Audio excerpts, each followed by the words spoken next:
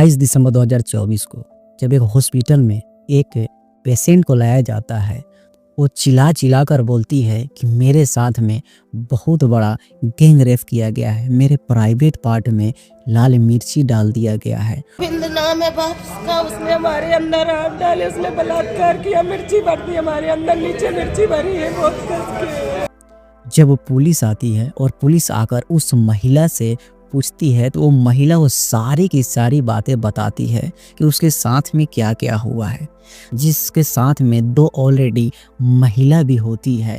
2 महिलाएं थी, 4 आदमी।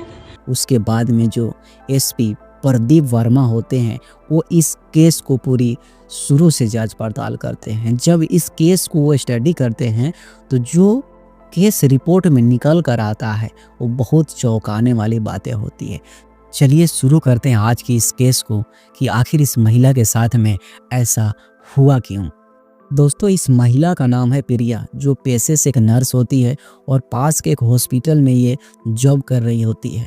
अक्सर पर डे दिन इनको आना और जाना, इनकी लाइफ में एक टाइमिंग थी कि ये 9 बजे जाती थी और 6, 7 बजे, 8 बजे अपने घर वापस आती थी।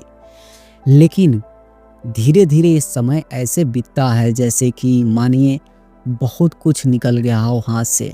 प्रिया की नेचर, प्रिया की बातें, प्रिया की रहन सहन, हर चीज़ चेंज हो रही थी। जब वो अक्सर स्कूटी से आती थी जाती थी तो हर किसी की निगाह जो है प्रिया पे ही पड़ी रहती थी, क्योंकि प्रिया दिखने में बहुत स्मार्ट थी। तो क्या शुरू से प्रिया इसी तरह से थी?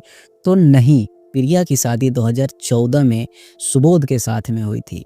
जब प्रिया की शादी हुई तो सुबोध ऑलरेडी उस समय पे एक छोटा सा दुकान चलाया करता था। प्रिया की घर के जो फाइनेंशियल थी वो ज़्यादा स्ट्रॉन्ग नहीं थी। ऑलरेडी वो लोग यानी साधारण सी दिखने वाले साधारण सी परिवार, और जो भी था उनके कमाई यानी पैसे का इनकम वो बहुत कम था।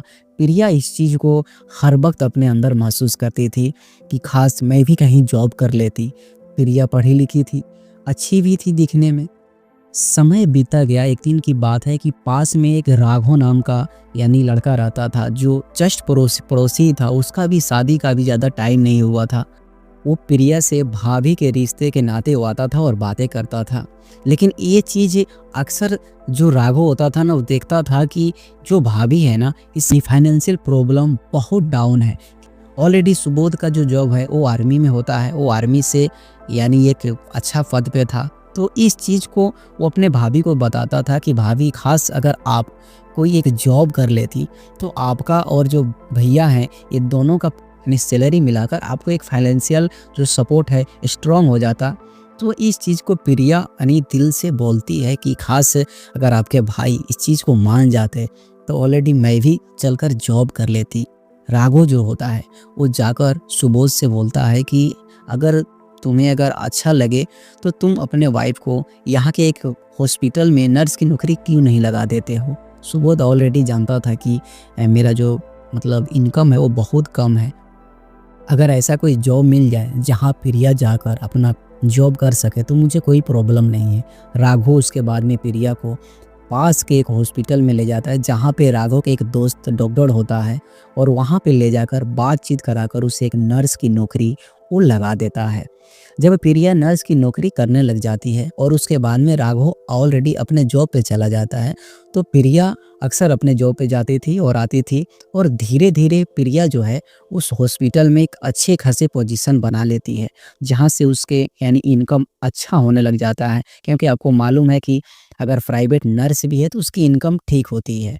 अक्सर जब भी राघव घर पे आता था तो प्रिया से ज़रूर मिलने जाता था। इस चीज़ को राघव के जो बीबी जयंती होती है उसको ये बर्दाश्त नहीं होता है। वो बार बार अपने हस्बैंड को वो मना करती है कि तुम प्रिया से मिला मत करो। लेकिन राघव यहाँ पे अपने बीवी को समझाता है कि मैं सिर्फ भाभी के नाते वहाँ पे जाता हूँ, मुझे ऐसा कुछ नहीं है उसके साथ में। लेकिन जयंती जो होती है वो बार बार टॉर्चर करती है कि नहीं, ये गलत है। समय बीता है। राघव एक दिन जब अपने जॉब से आता है तो सीधा वो घर नहीं आकर प्रिया के घर चला जाता है। जब इस बात को जयंती को मालूम चलता है तो जयंती अपने हस्बैंड से बहुत सारे लड़ाई करती है। फिर से राघव अपने जॉब पे चला जाता है। उसके बाद में जयंती यहाँ से सीधा प्रिया के घर पहुँचती है और जाकर प्रिया से बहुत झगड़े करती है, उससे बुरी तरह से टॉर्चर करती है और जयंती यहाँ से सीधा अपने मायके चली जाती है। इस चीज़ को प्रिया के ऊपर में थोड़ी सी असर तो पड़ता है, लेकिन प्रिया जानती थी कि मुझे तो जॉब करना है और अक्सर वो अपने जॉब पे आना जाना फिर से चालू कर देती है। जब जयंती अपने मायके जाती है तो सारी की सारी बातें अपने भाई को, अपने पिता को, माँ को, सबको बताती है कि किस तरह से राघव मेरे साथ में अब गलत कर रहे हैं, क्योंकि उनकी जो चक्कर है एक प्रिया नर्स से चालू हो गई है। ऑलरेडी वो जयंती को बहुत समझाते हैं कि चलो कोई बात नहीं, धीरे धीरे इस चीज़ को सही हो जाएगा, लेकिन यहाँ पे जयंती ठान लेती है कि नहीं, मेरे हस्बैंड और प्रिया को अलग आप लोग को करना ही होगा। जो उसका भाई राम मिलन और राजेश होता है, ये दोनों प्लानिंग करते हैं कि एक दिन चलकर उस नर्स को सबसे पहले हम लोग मारेंगे। लेकिन इस प्लानिंग में वो अपने भाई को और चाचा को और यानी पूरी फैमिली को वो लोग मिला लेते हैं और एक प्लानिंग करके 28 दिसंबर 2024 को सुपरखेड़ा गांव के समीप में वो लोग रोड पर जाकर खड़े हो जाते हैं, जहां पे अक्सर उस रास्ते से प्रिया आती थी और जाती थी।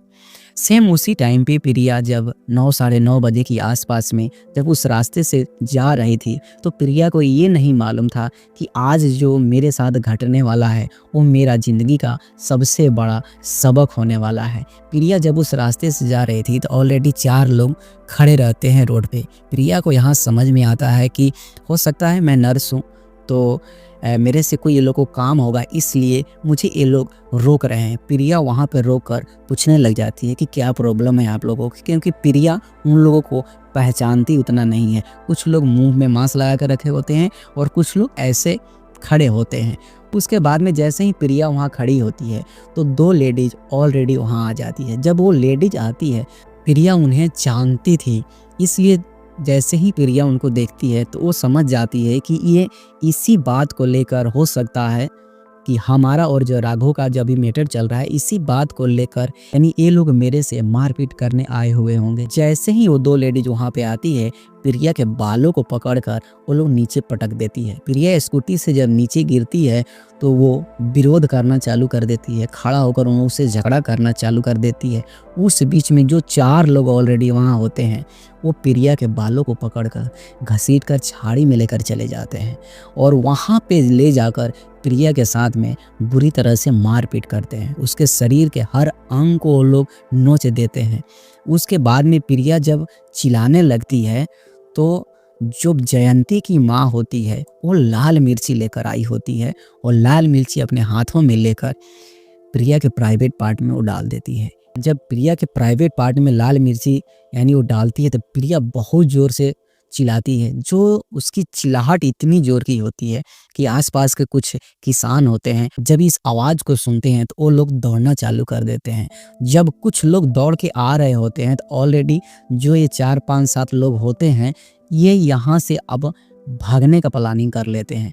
जब किसान लोग पास में आते हैं तो ये लोग ऑलरेडी यहाँ से भाग चुके होते हैं। किसान आने के बाद में देखते हैं कि यहाँ पे जो प्रिया होती है वो बहुत चिल्ला रही है।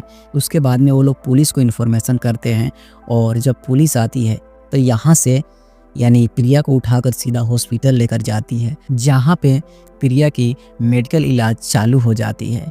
पुलिस इस केस को जब खोजबीन करती है तो ऑलरेडी 4 लोग इसमें पाए जाते हैं और पुलिस इस केस को एक अवैध संबंध में स्थापित कर देती है और पूरी केस जो है खोलकर ओपन कर देती है। अवैध संबंध, उसके रिश्ते से पारिवारिक देवर के साथ होना बताया जा रहा है। लेकिन प्रिया यहाँ पे इस चीज़ को हर वक्त नकारती है कि नहीं, मेरा जो है एक ऐसा कुछ संबंध नहीं है, मेरे से सिर्फ वो लोग एक भाईचारा के नाते वो लोग झगड़ा कर रहे हैं। लेकिन केस ऑलरेडी ये ओपन हो चुकी रही होती है।